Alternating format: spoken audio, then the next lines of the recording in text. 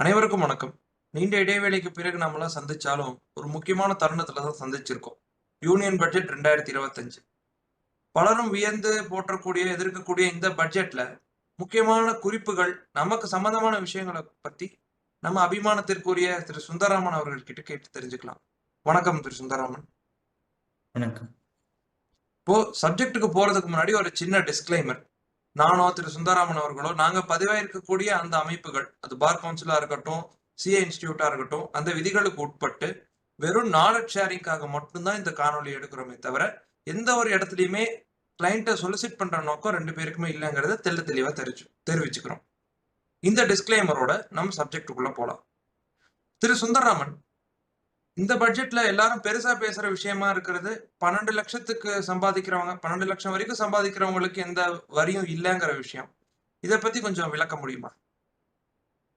First of all basic exemption limit அப்படின்னு ஒரு concept இருக்கு.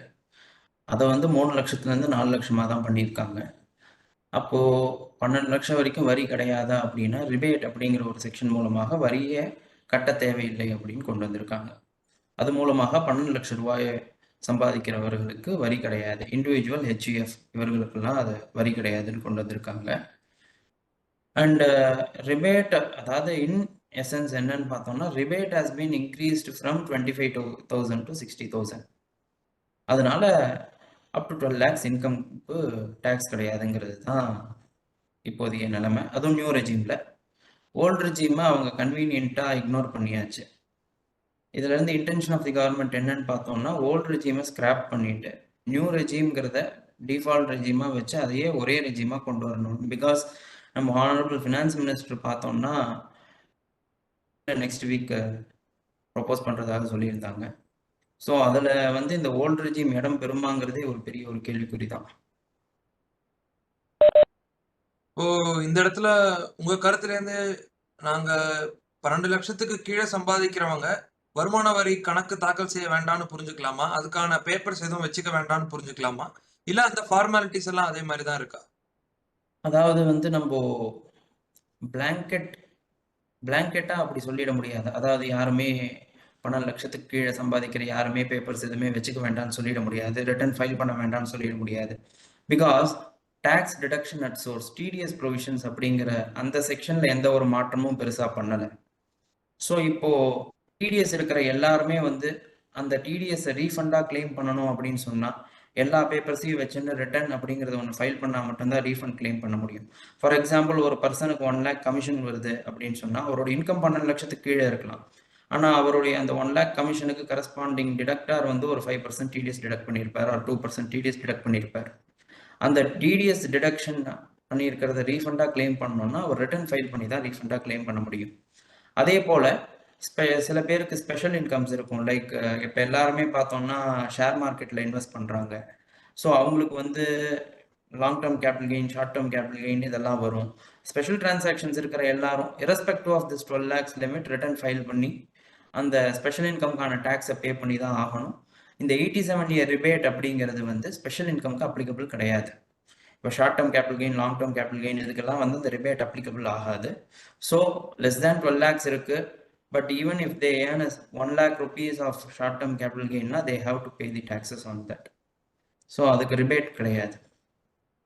இப்போ இந்த ரிபேட் கிளைம் பண்றதுக்குன்னு ஏதாவது ப்ரொசீஜர் தனியா இருக்கா? அல்லது ஆட்டோமேட்டிக்கா அந்த 12 லேக்ஸ் ரிபேட் இஸ் ஆட்டோமேட்டிக். அவங்களுக்கு நார்மல் இன்கம் இருக்கு அண்ட் எந்த ஒரு விதமான டிடிஎஸ் கிளைமும் இல்லை, ரீஃபண்ட் ஆப்ளிகேஷன்ஸும் இல்லை அப்படின்னு சொன்னால் அவங்க வந்து ரிபேட்டை கால்குலேட் பண்ணிட்டு their income is less than 12 lakhs and rebate is applicable on that அப்படின்னு சொன்னால் அவங்க they need not file their return.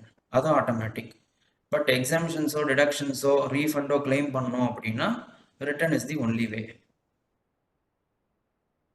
இப்போ அப்ப 12,10,000 ரூபாய், 12,10,000 ரூபாய் சம்பாதிக்கிறவங்க அந்த 10,000க்கு மட்டும் வரி கட்டினா போதுமா?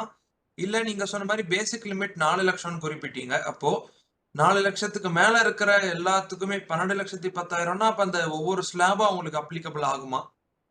அதாவது ஒவ்வொரு ஸ்லாபுமே அப்ளிகபிள் ஆகும் 12 லட்சத்துக்கு மேலே சம்பாதிக்கிறவர்களுக்கு. ஆனால் இந்த ரிபேட் மூலமாக ஒரு சலுகை 60,000 அப்படிங்கிற அந்த மேக்சிமம் சலுகை கிடைக்கிறது இல்லையா, அது வந்து just because a person is earning more than 12 lakhs but that increase is just marginal. அதாவது ஒரு 12 lakhs 5,000 ஒரு 12 lakh 10,000 சம்பாதிக்கிறாங்க நீங்க சொன்ன எக்ஸாம்பிள் பிரகாரம்னா, அவர் 12 லட்சம் சம்பாதிச்சிருந்தா அவருக்கு வரியே கிடையாது. ஜஸ்ட் பிகாஸ் 12,10,000 சம்பாதிக்கிறாருன்னு சொன்னா, இந்த ஸ்லாப் ரேட் பிரகாரம் ஒர்க் அவுட் பண்ணோம்னு சொன்னா ஒரு 61,500 டாக்ஸ் கட்டுற மாதிரி வரும். அந்த 10,000 அதிகமா சம்பாதிச்சதுக்கு அவர் 61,500 டாக்ஸ் கட்ட சொல்ல முடியாது. அதனாலதான் மார்ஜினல் ரிலீஃப்னு ஒரு கான்செப்ட் இன்ட்ரடியூஸ் பண்ணியிருந்தாங்க. அதை அப்படியே இப்போ கண்டினியூவும் பண்றாங்க. என்ன சொல்ல வராங்க அப்படின்னு சொன்னோம்னா, அந்த 12 lakhsக்கு மேல 10,000 தான் எக்ஸஸா இருக்குன்னு சொன்னா, the additional tax payable is restricted to that 10,000 additional income alone. They did not pay tax on the entire 12 lakh 10,000 as per the slab. Calculate பண்ணோம்னா 61,500 வந்துடும். அவ்வளோ பே பண்ண வேண்டாம். 12,10,000 சம்பாதிக்கிறவர்களுடைய tax is restricted to that additional income of 10,000. இது ஒரு small இன்க்ரீஸ்க்கு மட்டும்தான் பொருந்தும். Marginally over and above 12 lakhs. இப்போ 13 லட்சம் 14 லட்சம்லாம் சம்பாதிச்சா டாக்ஸஸ் வந்துடும். இப்போ இதை தவிர நம்மள மாதிரி சாதாரண நபர்களுக்கு அந்த மல்டிநேஷனல் கம்பெனிஸ் அந்த மாதிரி இல்லாம சாமானியர்கள் தெரிஞ்சு கொள்ளக்கூடிய ஏதாவது நமக்கு சம்பந்தமான விஷயங்கள் ஏதாவது இருக்கா? நமக்கு சம்பந்தமான விஷயம் அப்படின்னா, இப்போ அப்டேட்டட் ரிட்டர்ன் அப்படிங்கிற அந்த கான்செப்ட் கூட எடுத்துக்கலாம். அதாவது முன்னாடி என்ன இருந்ததுன்னா, ஒரு நபர் வந்து ஒரு ரிட்டர்னை ஃபைல் பண்ணாம விட்டுட்டாரு, ஆர் அவருக்கு இன்கம் இருக்கு, அவர் வந்து அதாவது அந்த ஒரு வருஷத்துக்குள்ள ரிட்டர்ன் ஃபைல் பண்ணாம விட்டாச்சுன்னு சொன்னால், அவர் வந்து 2 வருஷத்துக்குள்ள ரிட்டர்ன் ஃபைல் பண்ணலாம், subject to the condition that after the expiry of such due date ஒரு 12 மாசத்துக்குள்ள ரிட்டர்னை ஃபைல் பண்றாருன்னு சொன்னால் அவர் 25% அடிஷனல் டாக்ஸ் கட்டி அந்த ரிட்டர்னை ஃபைல் பண்ணலாம். 1,000 ரூபாய் கட்டணும்னா 1,250 கட்டி ஃபைல் பண்ணலாம். அதே போல அந்த 12 மாசத்தையும் விட்டாச்சு அப்படின்னா இன்னொரு 12 மாசம், அதாவது ஒருத்தர் 2 வருஷம் பின்னோக்கி போய் அப்டேட்டட் ரிட்டர்ன் அப்படிங்கிறத ஃபைல் பண்ணலாம்னு இருந்தது. அடுத்த 12 மாசத்துக்கு 50% அடிஷனல் டாக்ஸ் கட்டி ஃபைல் பண்ணணும். 1,500 ரூபாயாக கட்டணும், 1,000 ரூபாய்க்கு பதிலாக. அந்த மாதிரி கட்டி ஃபைல் பண்ணலான் இருந்த அந்த செக்ஷனை இப்போ இன்னும் 2 வருஷம் பின்னோக்கி போகலாம். அதாவது 4 இயர்ஸ் பின்னாடி போய் அந்த அப்டேட்டட் ரிட்டர்ன் ஃபைல் பண்ணலாம் அப்படிங்கிறத கொண்டு வந்திருக்காங்க. But subject to the condition that additional tax வந்து 60% 70% உயர்த்தி இருக்காங்க. 50ல 3rd இயர் பின்னோக்கி போனால் 60, 4th இயர் பின்னோக்கி போனால் 70% கட்டி ஃபைல் பண்ணலாம் அப்படின்னு. அது நம்ம ஏதாவது due to some or the other reasons income கரெக்டாக டிஸ்க்ளோஸ் பண்ணலை, இப்போ பண்ணணும் அப்படின்னு நினைக்கிறவங்க அந்த அப்டேட்டட் ரிட்டர்ன்கிற அந்த செக்ஷனை யூஸ் பண்ணிக்கலாம். 4 வருஷத்துக்கு முன்னே கூட்டு போன ரிட்டர்ன்ஸை ஃபைல் பண்ணிக்கலாம். இப்போ இந்த இடத்துல நான் 100 ரூபா கட்ட வேண்டிய இடத்துல நான் 160 ரூபா 170 ரூபா கட்டுறதுல என்ன லாபம்? மக்கள் ஏன் அதுக்கு முன் வரணும்னு கவர்மெண்ட் எதுக்கு இப்படி ஒரு இதை கொண்டு வரணும்? மக்கள் முன் வரணும் அப்படின்னா ஒரு இன்கம்மை காட்டணுங்கிறது சட்டத்தின் உட்பட்ட ஒரு இதுதான். இப்போ இன்கம் எனக்கு இருக்கு ஆனா நான் காட்டல அப்படின்னு சொன்னால் it amounts to undisclosed income. அது கவர்மெண்டா கண்டுபிடிச்சா அவங்க 78% வரி போடுறது மட்டும் இல்லாம அதுக்கு பெனால்ட்டியும் போடுறதுக்கு நிறைய செக்ஷன்ஸ் இருக்கு. அதெல்லாம் தவிர்க்கணும், நான் கரெக்டான இன்கம் கவர்மெண்ட்டுக்கு டிஸ்க்ளோஸ் பண்ணணும்னு நினைக்கிறவங்க due to some or the other reasons விட்டு போயாச்சுன்னு சொன்னால் அவங்கெல்லாம் இந்த இதுல ஆப்ஷன்லாம் காட்டலான் இருக்கே தவிர கம்பல்சரியா காட்டினால்தான் அவர்களுக்கு நன்மை. கவர்மெண்டா கண்டுபிடிச்சாங்க அப்படின்னு சொன்னோம்னா அப்போ விதிமுறைகள் ரொம்ப கடுமையா இருக்கும், ஸ்ட்ரிஞ்சென்ட்டா இருக்கும். வேற ஏதாவது விஷயங்கள்? இப்போ ட்ரஸ்ட்டை பொறுத்தவரையிலும் பார்த்தீங்கன்னா ஸ்மால் ட்ரஸ்ட்னு ஒரு கான்செப்ட் கொண்டு வந்து எந்த ட்ரஸ்ட்டுக்கெல்லாம் 5 கோடிக்கு கீழே கிராஸ் ரெசீட்ஸ் இருக்கோ அவர்கள்லாம் வந்து ஒன்ஸ் இன் எவ்ரி 5 இயர்ஸ் அவங்க ரெஜிஸ்ட்ரேஷன்ஸை ரெனியூ பண்ணணும்னு இருந்தது. 12A இந்த ரெஜிஸ்ட்ரேஷன்ஸ் எல்லாம் ரெனியூ பண்ணணும்னு இருந்தது. அதை வந்து 10 இயர்ஸுக்கு கொண்டு போயிருக்காங்க. அதாவது 10 இயர்ஸ் ஒன்ஸ் பண்ணால் போதும், கம்ப்ளைண்ட்ஸ் பர்டனை குறைச்சிருக்காங்க. அதே மாதிரி இப்போ நம்மளுடைய டிடிஎஸ் ப்ரொவிஷன்ஸில் பார்த்தோம்னா நம்ம கவுண்டர் பார்ட்டி, அதாவது யாருக்காக டிடிஎஸ் டிடக்ட் பண்ணுறோமோ அவர்களை டிடக்டி அப்படின்னு சொல்லுவோம். அவர்கள் லாஸ்ட் 2 இயர்ஸ் ரிட்டர்ன் ஃபைல் பண்ணல அப்படின்னு சொன்னால் ஹையர் ரேட்டில் டிடிஎஸ் பிடிக்கணும்னு நம்ம பேரில் ஒரு ஆப்ளிகேஷன் இருந்தது. அதாவது irrespective of the slab rate 20%ல டிடிஎஸ் பிடிக்கணும்னு. அந்த கண்டிஷன்ஸ்லாம் ரொம்ப ஹெவியாக இருந்தது அசசி பேரில். அதெல்லாம் ஒரு ரிலீஃப் கொடுக்கணும்னு சொல்லிட்டு அந்த மாதிரி செக்ஷன்ஸ் 206AB 206CCB அந்த செக்ஷன்ஸ் எல்லாம் வந்து ரிமூவ் பண்ணியாச்சு.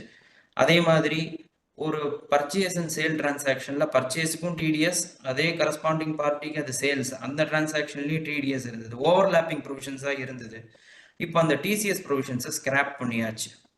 பர்ச்சேஸுக்கு மட்டும் டிடிஎஸ் இருந்தால் போதும். சேல்ஸுக்கான டிசிஎஸ் ப்ரொவிஷன்ஸ் 206C1H அப்படிங்கிற இந்த செக்ஷனை ஸ்கிராப் பண்ணியாச்சு. சிம்பிளிஃபிகேஷன் நோக்கி போயிட்டு இருக்காங்க. இனிமே புது ஃபினான்ஸ் பில் வந்தால் தான், நியூ இன்கம் டேக்ஸ் பில்லே வந்தால் தான் என்ன அப்படிங்கிறது தெரியும். ஆக இவ்வளோ நேரம் உங்களுடைய அந்த அறிவார்ந்த கருத்துக்களை பகிர்ந்து நம்ம நேயர்களுக்கும் நமக்கும் எல்லா விஷயங்களையும் ஷேர் பண்ணதுக்கு நன்றி. நீங்க சொன்ன மாதிரி அந்த புது பில் வரட்டும், அதுலயும் நாம ஒரு நேர்காணல் எடுத்து கண்டிப்பா நம்ம கருத்துக்களை பகிர்ந்துக்கலாம்னு கேட்டுக்கிறேன். கண்டிப்பா. வணக்கம். நன்றி, வணக்கம்.